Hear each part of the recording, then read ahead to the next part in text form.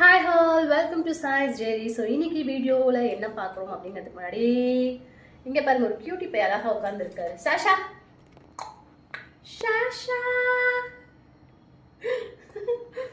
Okay.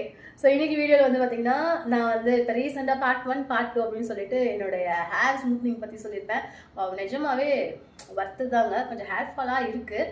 இருந்தாலுமே வந்து அது கொஞ்சம் நாளையில் போகாமல் இப்போ லைக் ஒரு 2 months ஆகுது. இருந்துமே எனக்கு வந்து பார்த்தீங்கன்னா அந்த பர்மனன்ட் சொன்ன விஷயத்தில் ஏற்ற மாதிரி தான் இருக்குது. ஸோ நம்ம தான் வந்து நம்ம ஹேரை வந்து இன்னும் கொஞ்சம் நிறையா கேர் எடுத்து பார்த்துக்கணும் அப்படின்ட்டு இன்னைக்கு பெஸ்ட்டான ஹேர் மாஸ்க் உங்க கூட வந்துட்டு நான் ஷேர் பண்ண போகிறேன்.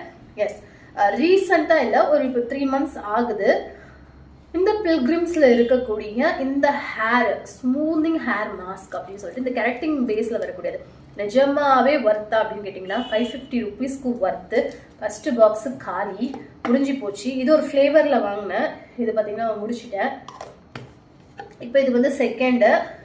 இதுவுமே வந்து பார்த்தீங்கன்னா சேமு. நம்மளுடைய ஹேர் வந்துட்டு எப்படி யூஸ் பண்ணுறதுன்னு சொல்கிறேன்.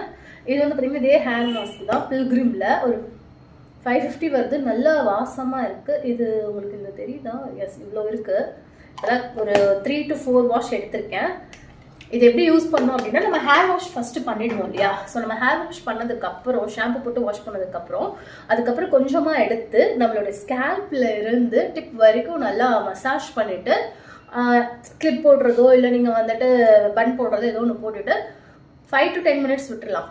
அதுக்கப்புறம் ஹேர் வாஷ் பண்ணி பாருங்களேன், அப்படியே இவ்வளோ சில்கியாக இருக்கும். என்னோட ஹேரு இந்த ஹேர் மாஸ்க்கு அப்புறம் எப்படி இருக்குது அப்படின்னா, குளிச்சுட்டு வந்ததுக்கப்புறம் கூட ஜஸ்ட் இப்படி பண்ணோன்னா போதும், சீப்பே வைக்க வேண்டாம் அப்படின்னு சொல்லலாம். ஸோ இப்போ கூட நான் கிளாஸ் போயிட்டு வந்து இப்படி தான் ஓப்பன் பண்ணியிருக்கேன்.